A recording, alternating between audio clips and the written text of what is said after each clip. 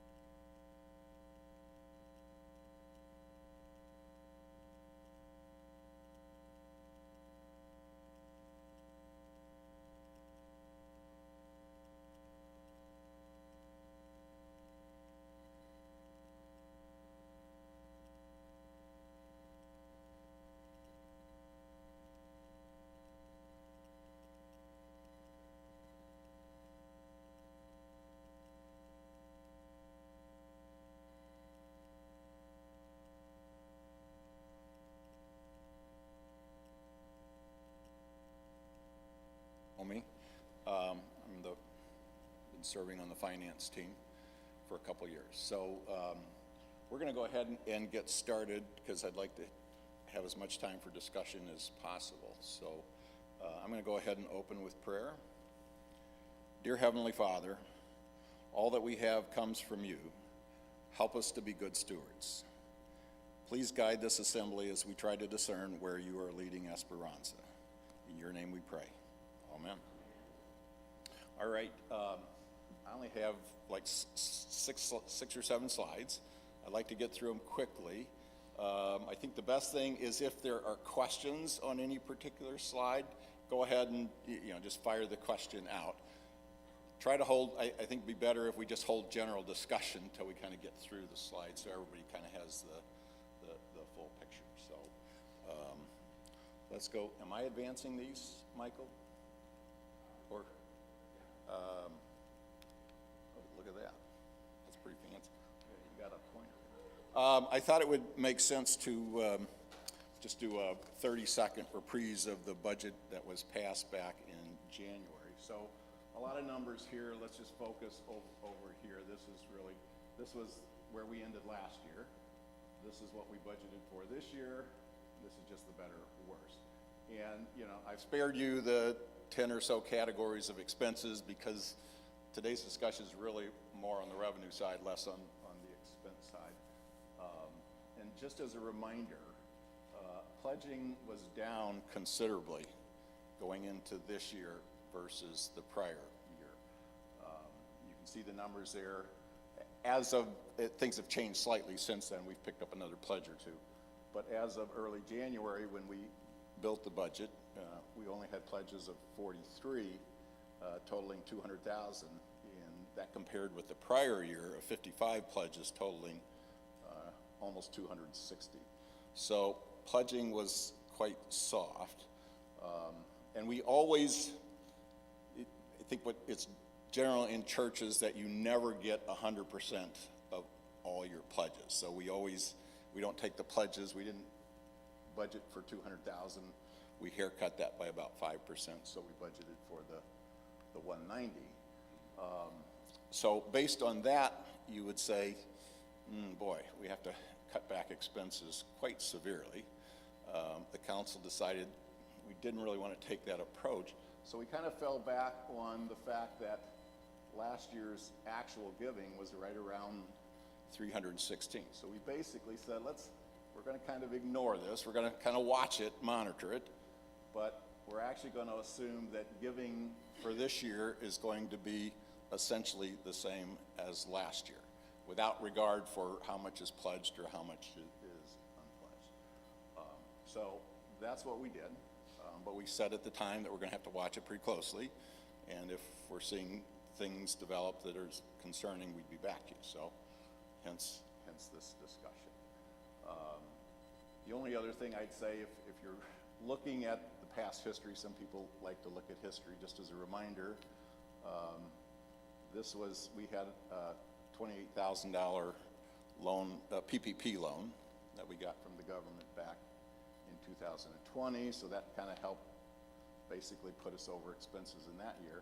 And then in 2019, our expenses were down because that was the year Pastor Steve retired. So we had 2 months of not having salary and benefit expenses for him. So, any questions on what we had actually approved the budget for and how we built it? All right, so how are we doing through the first quarter? So this is through March. These are the actual numbers, and frankly, they look pretty good, right? We had total revenue of 79,000, total expenses of 81, so we're just slightly less, but that number in and of itself would never give us any particular heartburn. Numbers kind of ebb and flow as you go through time. It's fairly close to what we budgeted, but you can see that we're well ahead on pledge giving, which we'll get to in a moment, and we're well behind on unpledged giving. We'll get to that in a moment, but the two of those kind of net out. So through the first quarter, we're looking okay, and compared to last year, everything's pretty much in line. Our expenses are a little higher than last year, but just as a reminder, a year ago we weren't meeting in church, the choir wasn't singing, we had turned off landscaping, we weren't paying for custodial services. All of those, of course, turned back on, so we knew that we were going to have higher expenses, particularly compared to last year, particularly through the first half. Any questions there? Okay. All right, so here's kind of our first concern. And again, as I said earlier, this is all about the giving, is where our concerns reside. So what you have here is this chart simply pertains to pledge giving. Okay? And through the first quarter, you can see what we've done is we've kind of segmented the 44 pledges that we have right now into pledge units into those who are behind and those who are even or ahead. And I want to say that please don't take any, we're not making any judgment calls here, and I can absolutely assure you that people move between these categories over the course of time. Right, just as an example, when I make our payment, we make 2 payments a year. We do it in April and we do another one in the fall. So in this chart, guess what? We're behind, okay, through April. Now, if we were to update this through March, if we updated this through April, Gwen and I would be over here in the ahead group. So, things fluctuate as we go through time. But this gives us kind of some insight into how things are going. So there's kind of the pledge amounts for those 2 groups. There's the actual giving, and you can see the group that's behind is behind by about 9,000. The group that's even or ahead is ahead by almost 19,000. So in total, we're ahead by almost 10,000. So that looks pretty good. The problem is, it doesn't make sense to assume that this group that's ahead is going to end the year ahead. Now, some might give more than their pledges. People do that. But more than likely, sitting here today, a logical assumption is that people will land on their pledge for the year. So here's what we've done over here on the right. We've made a projection for the full year giving. So we're basically saying this group is going to end up right on their pledge amount, so at 100%. But this group, we're assuming, or this group that will ultimately be behind, will probably be behind. And we're making an assumption that they'll be behind by 30%. So they'll give 70% of their pledge. Right now, they've only given 57%. So we're making an assumption that there's going to be a bit of a catch-up. But nevertheless, when you add these numbers all up, we end up about $10,000 short of what we budgeted for pledge giving for the year. Okay? Any questions on that? So that's concern number 1. We might be $10,000 short on pledge giving. Concern number 2, and this is really the bigger area that we're concerned with, is non-pledge giving.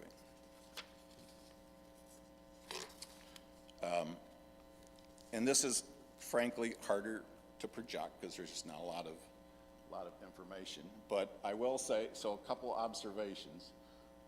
There were 16 units or families, giving units, that pledged last year and did not pledge this year. There's another 21 units that didn't pledge last year, also didn't pledge this year. Now, these are people that give. Some people give a lot of money to churches and they just, for whatever reasons, don't pledge. So it doesn't mean that we're not going to see income from this. But we did break it into those that pledged last year, for whatever reason, chose not to pledge this year. This was their annual giving last year, so right around 98,000. So far, only 15,000 through the first quarter. So now we said, how do we project this for the full year? Well, one approach would be, we're a quarter of the way through the year. They've given 15 through the first quarter, so through 4 quarters, 4 times 15, that would be 60. That's a pretty low number. Instead, what we did was we went back and looked at the last 4 years of history. So the average of non-pledge giving over the last 4 years is 85,000. that's the number we used here for a low side estimate. For a high side estimate, the highest year over the last 4 years of non-pledge giving, I think, was 102,000. So we used 100,000. Now, admittedly, you might say, well, gee, Mark, that kind of skews pretty optimistic, right? And yes, it does, but I'm kind of also taking into account that we have 16 people who pledged last year, did not pledge this year, so that there might be somewhat of an increase because that population of non-pledge givers is quite a bit bigger, almost double of what it was the year before. So again, this is, you know, anything can happen, but these are, I think, a reasonable set of assumptions. So taking that into account, and just as a reminder from the first slide, the budget for non-pledge giving was 126,000. So we're saying low side estimate might come in 85, high side 100. So you end up looking at a shortfall for, again, non-pledge giving of 25 to 40,000. So when you take those together, you got the pledge from the prior page, non-pledge from this page. You know, we could be facing a shortfall of 35 to 50,000. Okay. Now, this all looks nice and tight and a little bit more precise than it probably really is. We could come in well below this, which would be good. We could end up being worse than this. So, I mean, there's a pretty wide range, and churches are always surprising entities, so you never know what happens. But this is a reasonable kind of picture sitting here today. And we want to be out in front of this to the extent that we can. So now, so the council has actually tasked a small sub-team to look at some options. I'm going to show you kind of a laundry list of things that have been kicked around at this point. But I don't want to dwell on any particular options or the comments. I mean, I'm happy to chat, and there are members of that sub-team here. I think the bigger point is we want to demonstrate that there's a pretty significant range of things we're looking at, both to increase revenue or, frankly, to reduce expense. So we're looking at, you'll see some things up there that probably might look a little shocking. And again, this is just a list of, this is kind of a brainstorm of what could we do in the short run. This is not necessarily sitting here today, we're saying this is what we're recommending or this is what we're going to go do. But we wanted to paint the picture that this is fairly serious and is going to require potentially some fairly serious and tough considerations. So on the revenue side, you know, the preschool historically has often given a donation. They're doing quite well financially this year, and so I know that there's been discussions with Lynn and the preschool about whether they might make a contribution yet this year. So that could happen. Let me back up just so you understand this chart. This is kind of ease of implementing the idea, and this is kind of the appetite to implement the idea. Okay, two completely different things. Another thing that's been kicked around is should the preschool pay some fair share of some of the items that they consume? Okay, they've typically paid for their own custodial service, and oftentimes I know over the years they've also purchased appliances. As I said, made the donations in most years. So, but that's another consideration. Okay, you know, congregation always steps up giving. I just happen to pick 2%. Maybe the congregation steps up 10%. Who knows? I've put the appetite as low because you could argue, well, if the appetite was high to do that, maybe we'd already be giving more. So we could pursue other groups that may be interested in renting out space. We talked about a multifamily garage sale. Here's another one, tapping into the designated special needs fund. Now, that's not quite in keeping with the spirit of the designated gifts fund. However, the special needs fund is by definition no specific defined use. So it probably is fair game, but that's probably the only designated fund that could potentially be fair game. So those are some things on the revenue side. On the expense side, there is changing our payroll plan from a higher support tier to a lower support tier. We've actually already done that, so not a lot of money, but that's actually happened already. We could cut back the landscaping again. We've actually explored that with our landscaper, and they've pushed back, and so we've said, gee, rather than coming weekly, could you come every other week? They said, well, we could come every other week, but it'd probably take twice as long, you know, so we've explored that, but, you know, we could at some point just say, yeah, we're going to cut that off. Here's one that's probably not very popular. Oop. Reduce Senate benevolence. Our commitment is $8,400 for this year, and we pay that quarterly, but we could cut that back in half, and we'd save that. We have a couple thousand budgeted for mission outreach spending that hasn't yet been defined. We could cut that. Here's another one, just as a reminder, eliminate the newsletter position. Lee Chappelle is a paid position right now, but is only funded through May. Okay, so if we continue the newsletter after May, which I think everybody would like to see us do, actually our situation is going to get a little bit worse. All right. You can always reduce staff hours or attempt to redirect work. We could attempt to negotiate with the bank that holds our mortgage to only pay interest for some period of time. We haven't had any of those discussions, but entities do those things. One that I don't like at all, but, you know, again, so that you understand the range, you know, look at eliminating the choir. Save some money there. Some point you have to say, gee, does the pastor take a pay cut, or do we have to at some point look at moving to a part-time pastor position?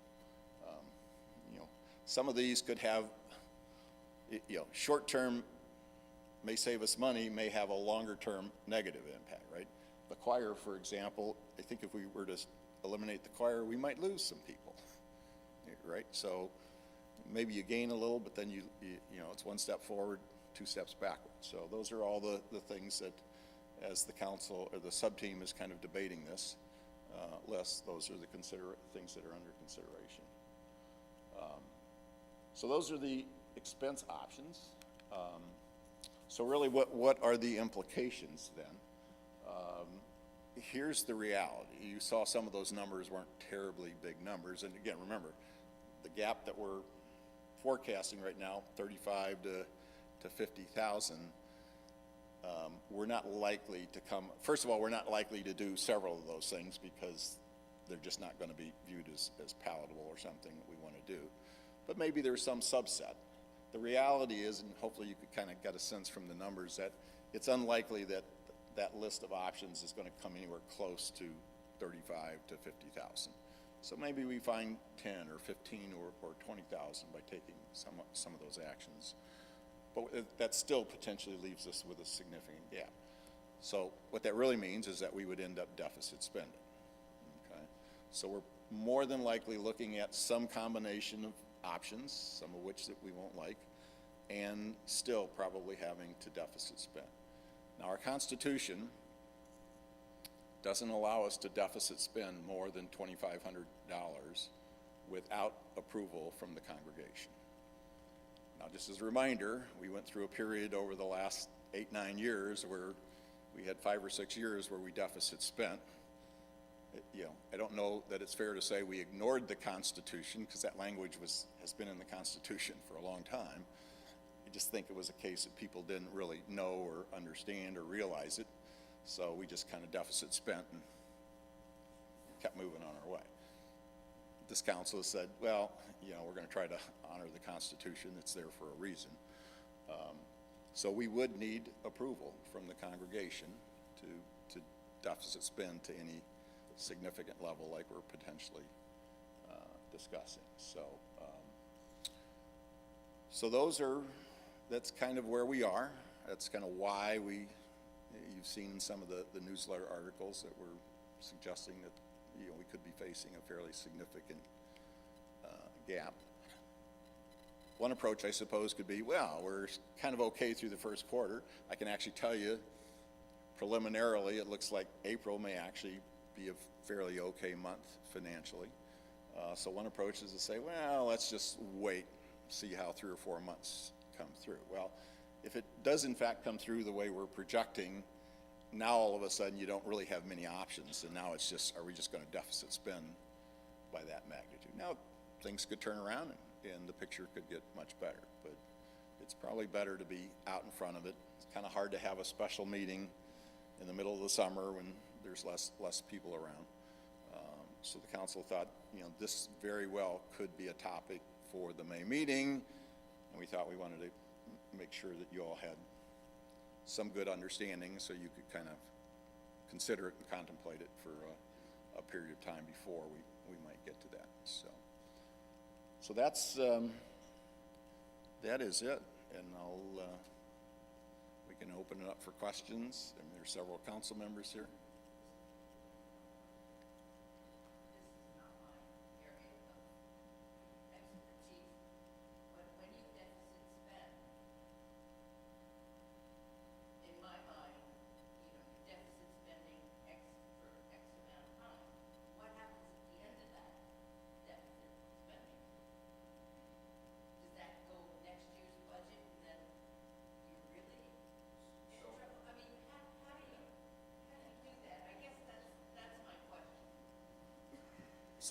So the question was, if we deficit spend, how is that really going to work? How long can we do that?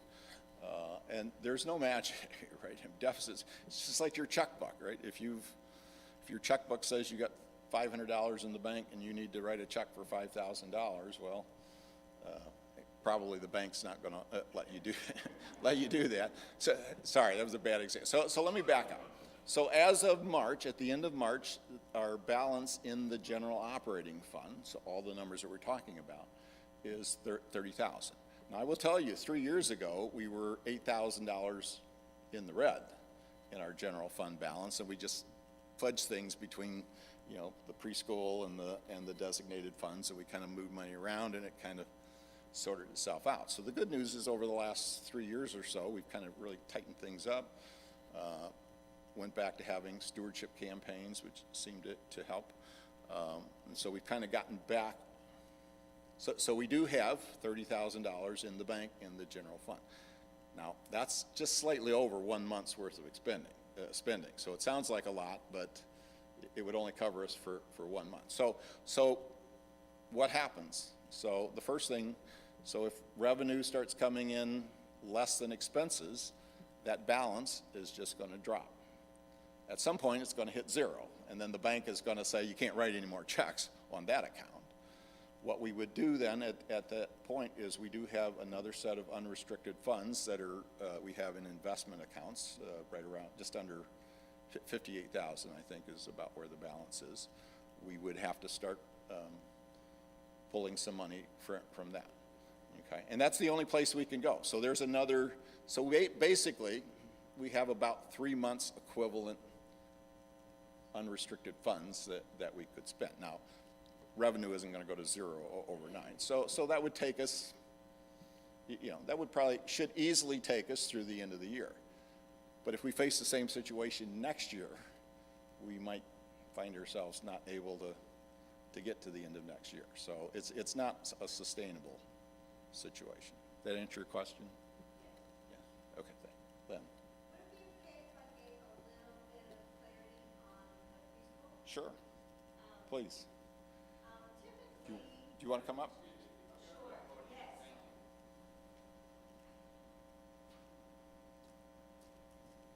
I'm gonna move this. I'm much shorter than Mark. Good morning, everybody. Typically, the preschool aims to give about $3,000 to the church every year as a donation. Some years that's more, some years that's less. However, when there have been specific needs in the congregation, for example, when this carpet was installed, the preschool gave about $4,000 towards the purchase of this carpet. We've purchased appliances in the kitchen. We've made campus improvements.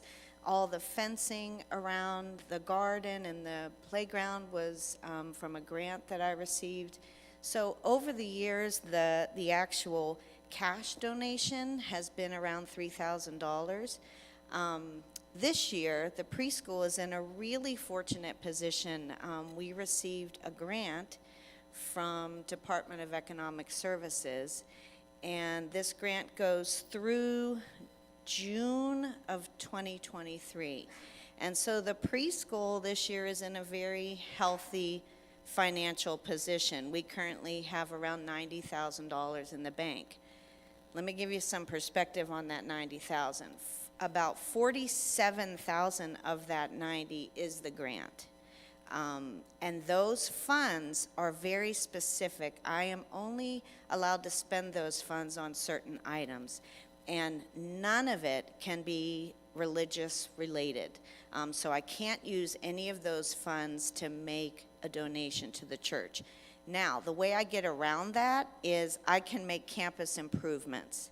And so we'll be doing some things with landscaping, we'll be doing some things outside with that money, but I'm not permitted to give any of that money. It's a separation of church and state.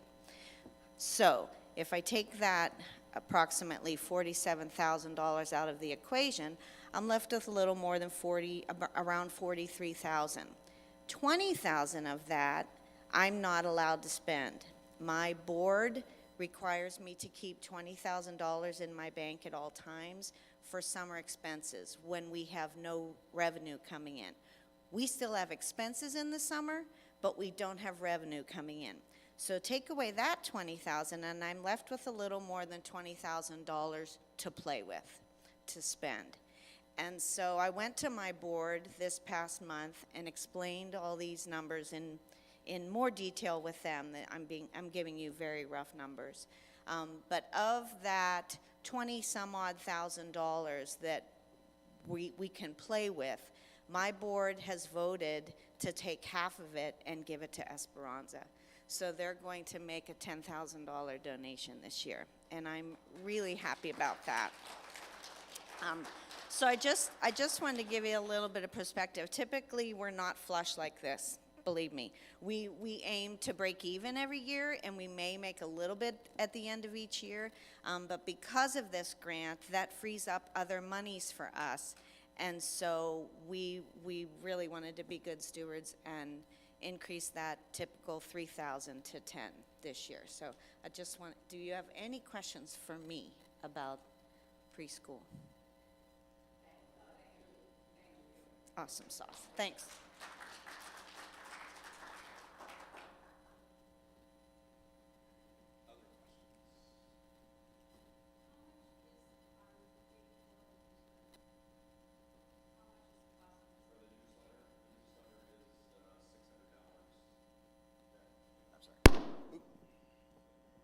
Question was, how much do we pay for the newsletter per month? So it's $600 a month for the newsletter.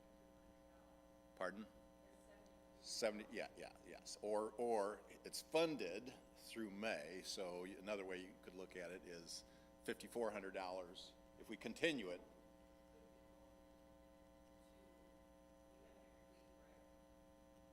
Yes, the newsletter comes out.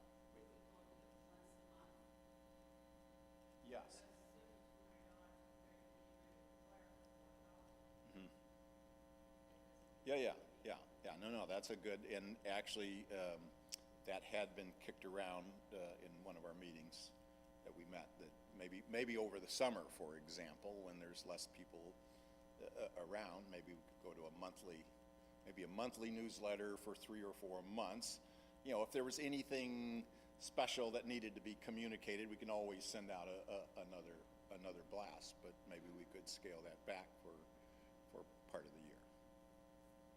Any comments, Michael? Mhm.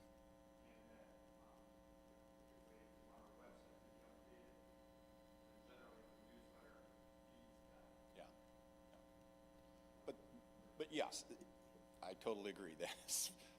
That one is far less painful than the other, and may actually have a little bigger, or as much of it. Exactly. Yes.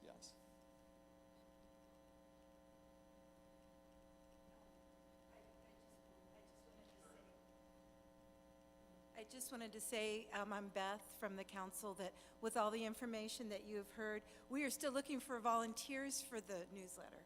So please examine your hearts and minds and put it out in prayer if anybody would like to volunteer for the newsletter.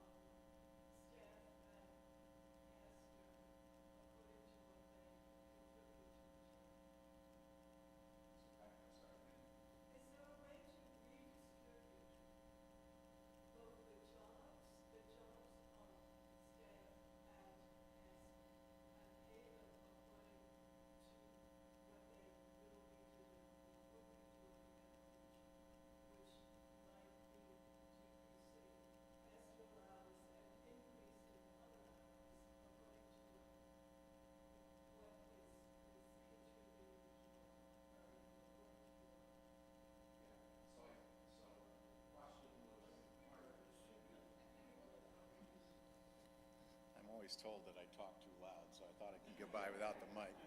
So the question was, if I got it right, is could we redistribute, I'm going to say it in my words, can we look at the pastor's role and the staff role, contemplate redistributing some of the work in a way that would allow us to scale back, maybe raise hours one place, scale back hours another place, but end up with net less costs. So yes, that's been discussed. That was actually on one of the revenue slide about redistributing work. That is not a quick fix. That takes a considerable amount of effort to kind of look at what's being done, how it's being done. Could it be done differently? Could something that's being done by one staff member be done by another staff member? Those are, so that's not necessarily off the table, but that's not likely something that's going to have much of an impact for this year. That might be something that absolutely has to be pursued for the following year.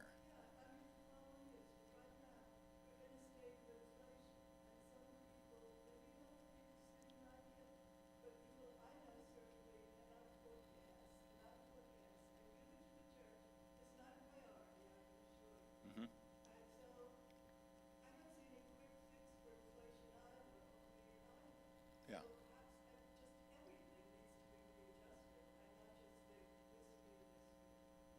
Yeah. Go ahead.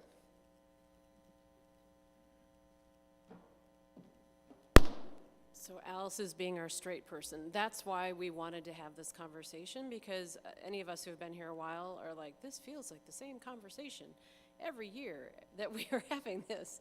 And when we looked at the numbers, we essentially said this congregation with a full-time minister, whoever that is, with supporting staff, we need 50 to 55 pledging units at a minimum to be healthy and going forward, let alone growing our ministry and outreach, which is why we're here.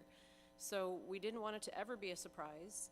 You know, if we do ask for something like the ability to deficit spend at a May meeting, we wanted to get this in front of you early, but also start the longer term thinking of my God, again, coming from a business world, do we need to look at M&A?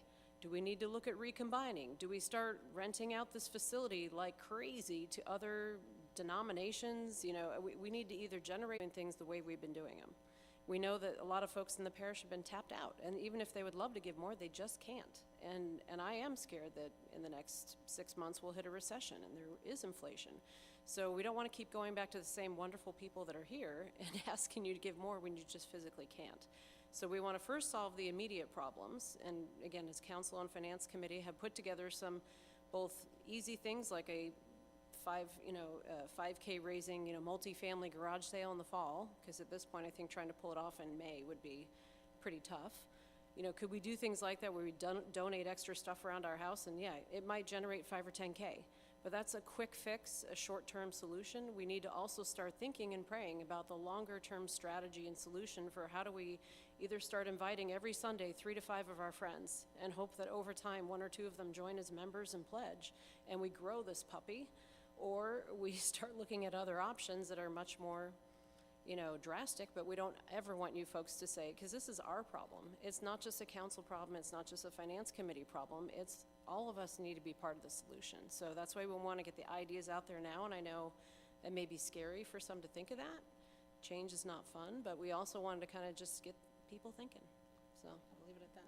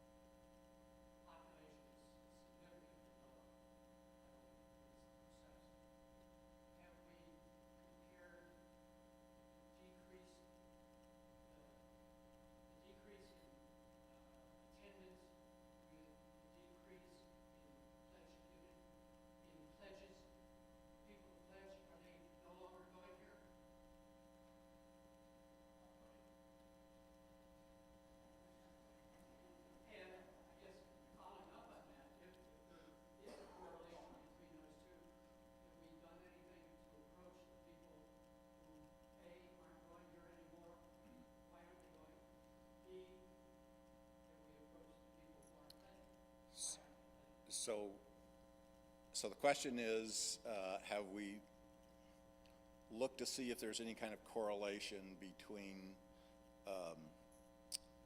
fall off in attendance since COVID versus pre-COVID, and have we reached out to any of the folks that maybe have either stopped pledging or no longer attending? Is that fair for the question? So first of all, I will say that I know from other contacts I have that attendance is down just as a general rule at almost every church. Now there are always exceptions, but attendance is still just down in general. So that's just a fact. I don't know that it's fair to say. I don't know that we've looked at kind of exactly whether it correlates. I guess you could say, yes, attendance seems to hasn't quite rebounded, although I don't know that we've actually looked at that. I mean, Easter was pretty healthy attendance. That's one particular Sunday. But it seems like attendance, at least when I count heads every Sunday I come, it seems like it's getting back a little bit. Maybe it's still off a little. Clearly pledging fell off. But I will tell you, there was a big ramp up in pledging a year ago. That was in the middle of COVID. This year, kind of in the second year of COVID, pledging fell off. So there isn't quite a correlation there. Now, the third part of the question is, have we reached out? And the answer to that is yes.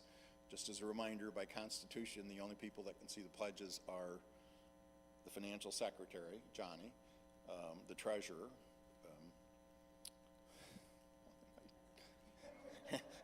why am I drawing Michelle, sorry. That's the name of, sorry, the treasurer, Michelle, and the pastor.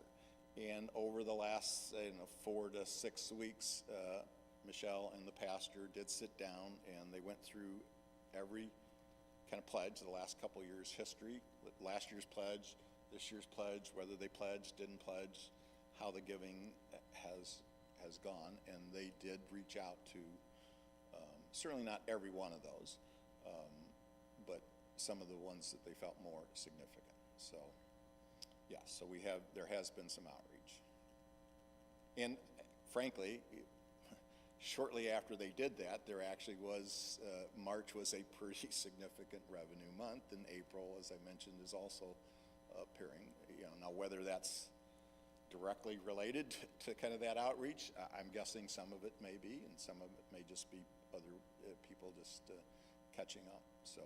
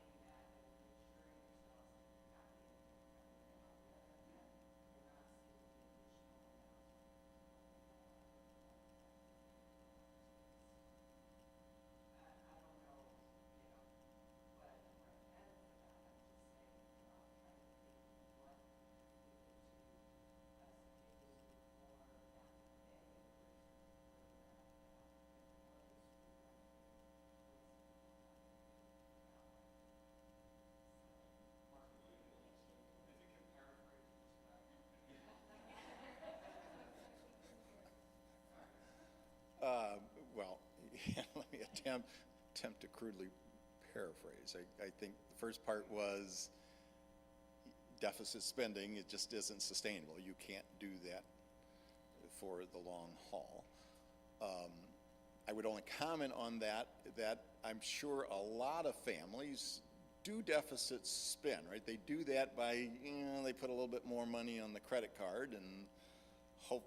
Some people do that and probably shouldn't, but other people do that and they're smart and they use it as a way to bridge a rough patch for 6 months or a year.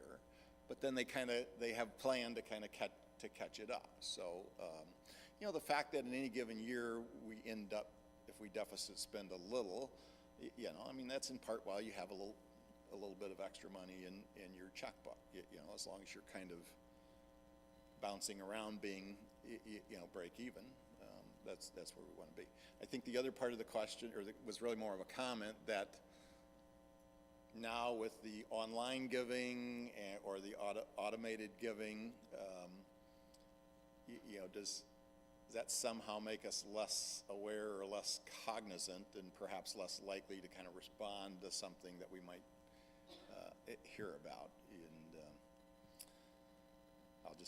that was the paraphrase. Yeah, yeah.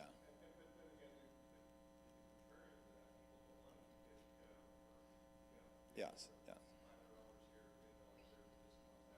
Yes, yes.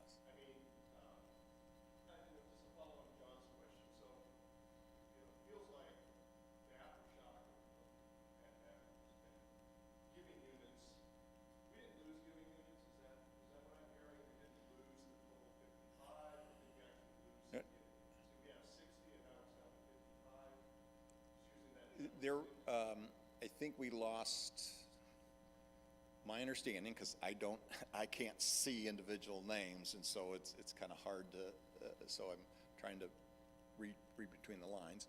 There was the Coles passed away. Both husband and wife passed away last year. And I believe there was another 2 units that moved from the area. So those are truly, that's lost, you know. There was a big shift, but that was about it, to my knowledge. There was a big shift from people who had pledged the year before, somewhere around 57, 58, to now, this year, it's only 44. So that's really the pandemic that shifted. Yeah. Well, it's shifted from pledge to non-pledge. Now, if you pledged $1,000 last year and you gave $1,000, and this year, for whatever reason, you chose not to pledge, you still may give $1,000. Maybe you'll even give $1,100, right? So just because you pledge doesn't necessarily mean we won't see the money. And that's kind of how we built the budget, but at least so far it doesn't appear. It does appear that not only do we lose the pledging commitment, the giving has fallen off within that group. That's what it appears so far. Yeah, yeah, yeah. Yes. Yes. Yeah, yeah.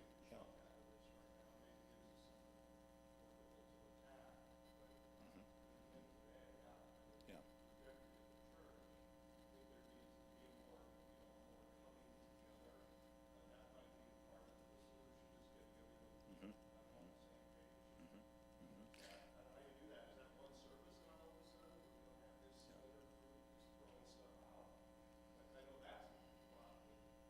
Yes, exactly. I'm gonna move over. Herb, you may be the last guy. I thought about that during Easter, and I was going to give some money, like for the special service. How many special envelopes do we give and don't give?